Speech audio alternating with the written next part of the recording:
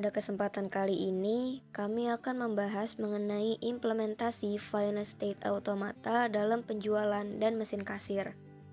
Pada pembahasan kali ini terdapat beberapa poin, di antaranya yang pertama, penjelasan terkait Final State Automata itu sendiri.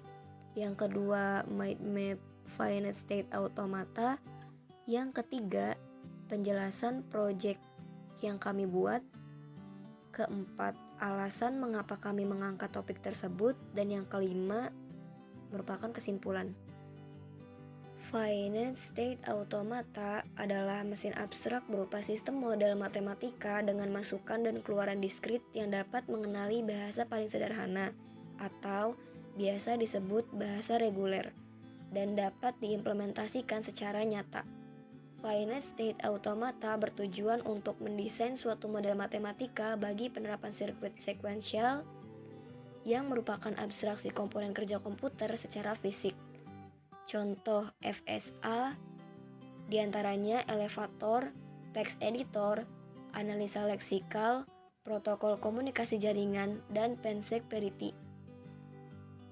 FSA yang berdasar pada pendefinisian kemampuan berubah state-nya bisa dibagi menjadi DFA dan NFA. Secara formal, FSA dinyatakan oleh 5 tupel yakni Q, sigma, delta, S, dan F, di mana Q merupakan himpunan state atau kedudukan, sigma merupakan himpunan simbol input atau masukan, delta merupakan fungsi transisi, start state merupakan state awal atau kedudukan awal. S, elemen QF merupakan himpunan state akhir, di mana F irisan Q atau jumlah state akhir pada suatu FSA bisa lebih dari 1.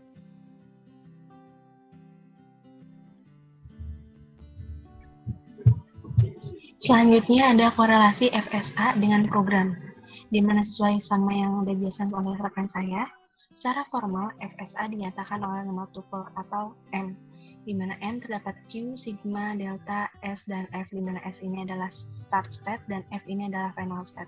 Di sini kami menggunakan Q atau himpunan state diantaranya Q0, Q1, Q2, Q3, dan Q4. Sigmanya yaitu Y dan N, di mana Y adalah yes dan N adalah no. Deltanya fungsi transisi dan start state-nya adalah Q0. Final state-nya adalah Q4 yang ditandai dengan bulatan double. Oke, di sini saya akan menjelaskan dulu FSA-nya. Di mana Q0 apabila bertemu dengan Y, dia lanjut ke Q1.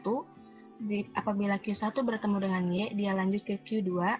Q2 bertemu dengan Y atau yes, dia lanjut ke Q3. Apabila Q3 bertemu dengan N, dia akan looping lagi ke Q3, di mana Q3 bertemu dengan Y, dia akan ke final state atau Q4. Nih, selanjutnya di sini terdapat tabel himpunan state. Tabel himpunan state Q0 kami menaruh klik link official digital laptop seluler. Q1 mengecek produk di Instagram, Q2 bertanya-tanya mengenai produk melalui WhatsApp, Q3 membayar produk, dan Q4 cetak. Selanjutnya ada tabel himpunan masukan, di mana Y adalah inisial Y untuk step inisial yes untuk ke step berikutnya, dan N adalah inisial tidak untuk ke step berikutnya. Selanjutnya di sini ada relasi transisi. Q0 bertemu dengan yes, maka akan berlanjut ke Q1. Q0 bertemu dengan N atau no, dia akan melooping di Q0. Q1 bertemu dengan Y atau yes, dia akan berlanjut ke Q2. Q1 bertemu dengan N, dia akan melooping ke Q1. Begitu seterusnya. Ketika bertemu dengan Y, dia akan maju ke selanjutnya. Ketika bertemu dengan N, dia akan melooping ke dianya sendiri. Oke, selanjutnya adalah flow chart. Yang pertama start, di mana customer diarahkan untuk mengklik link official digital laptop seluler. Di mana official digital laptop seluler ini adalah sebuah webshop penjualan laptop.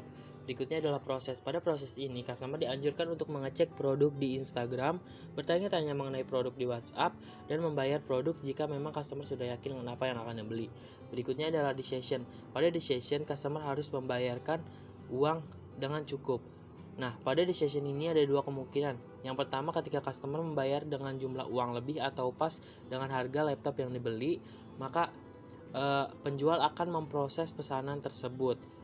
Dan kemungkinan yang kedua, ketika customer membayar kurang dengan jumlah yang seharusnya dibayar, maka pada proses ini customer akan mengalami looping, di mana web akan memberitahukan customer bahwa uang yang dibayarkan itu kurang. Maka proses pemesanan ini tidak bisa dilanjutkan. Nah, untuk proses yang terakhir yaitu close atau penutupan, di mana di proses terakhir ini kartu pembelian atau struk pembelian akan dicetak. Oke, selanjutnya di sini ada link project yang kelompok kami buat.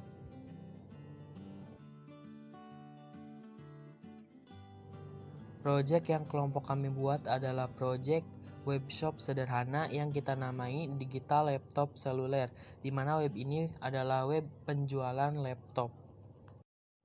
Pada web sederhana ini kami menampilkan 3 icon.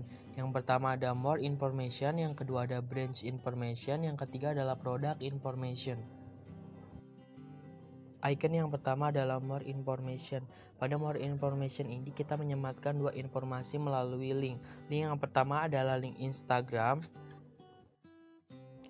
Pada link Instagram ini, customer akan diarahkan langsung ke Instagram Digital Laptop Seluler, di mana di Instagram ini sudah dijelaskan beberapa produk-produk yang kita jual dengan harga-harga yang sesuai. Untuk informasi yang kedua, kita menyematkan link nomor WhatsApp salah satu admin penjual Digital Laptop Seluler ini, di mana kami memberi ruang kepada customer untuk sharing-sharing seputar laptop yang akan dibeli ataupun sharing-sharing seputar kendala yang dihadapi ketika membeli laptop di Digital Laptop Seluler ini. Oke, berikutnya ada branch information atau informasi cabang. Jadi Digital Laptop Seluler ini memiliki 4 cabang yang tersebar di Indonesia.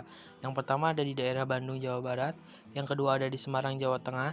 Yang ketiga ada di daerah Surabaya, Jawa Timur. Yang keempat atau yang terakhir ada di Denpasar, Bali. Berikutnya ada icon product information atau informasi produk. Pada informasi produk ini kita menyematkan produk-produk yang kita jual. Produk yang kita jual ada 7 produk. Yang pertama ada MacBook Pro, yang kedua ada Asus Zenfone, yang ketiga ada Asus ROG Phone 2, yang keempat ada Lenovo ThinkPad T14, yang kelima ada HP ProBook, yang keenam ada Acer Swift 5, yang ketujuh atau yang terakhir ada Samsung Galaxy Book. Ketika customer sudah yakin dengan apa yang mau dibeli atau apa yang mau dipilih, customer akan diarahkan untuk order now. Pada order now ini akan menampilkan icon kasir laptop digital seluler, di mana ada beberapa form yang harus diisi oleh customer. Oke, di sini ada form nama. Di form nama kita isi namanya Andi. Lalu customer bisa memilih produk apa yang mau dibeli dengan ada keterangan harganya. Di sini customer memilih Asus Zenfone dengan harga 22 juta. Jadi untuk di form harga, customer bisa menuliskan kembali harganya tanpa memasukkan titiknya. Lalu berikutnya ada form jumlah beli. Jadi di sini kita tidak membatasi customer mau membeli berapa. Di sini kita contohkan customer membeli 7. Maka ketika customer mengklik enter, maka jumlah total ini akan terisi otomatis. Di sini total jumlahnya ada 154 juta. Maka pada kolom pembayaran customer memasukkan jumlah uang yang ia bayarkan. Bisa lebih ataupun pas. Tapi ketika uang yang dibayarkannya kurang, proses ini tidak akan berlanjut. Oke, di sini customer membayarkan dengan jumlah 200 juta atau lebih, maka proses ini bisa berlanjut, di mana kembalian ini akan terisi otomatis, lalu customer bisa cetak kartu atau cetak struk pembelian sebagai bukti nanti jika ada kendala-kendala ke depannya. Untuk pembuatan web sederhana ini dan kalkulator sederhana ini, kita menggunakan bahasa pemrograman HTML, di mana bahasa pemrograman HTML ini merupakan salah satu bagian dari Finite State Automata.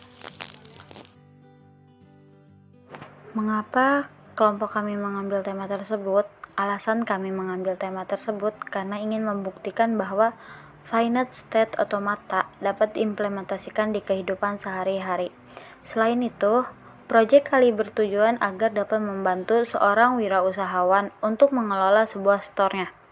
Kesimpulan dari kelompok kami yaitu berdasarkan perancangan finite state automata dapat disimpulkan bahwa FSA sangat bermanfaat untuk merancang sebuah program.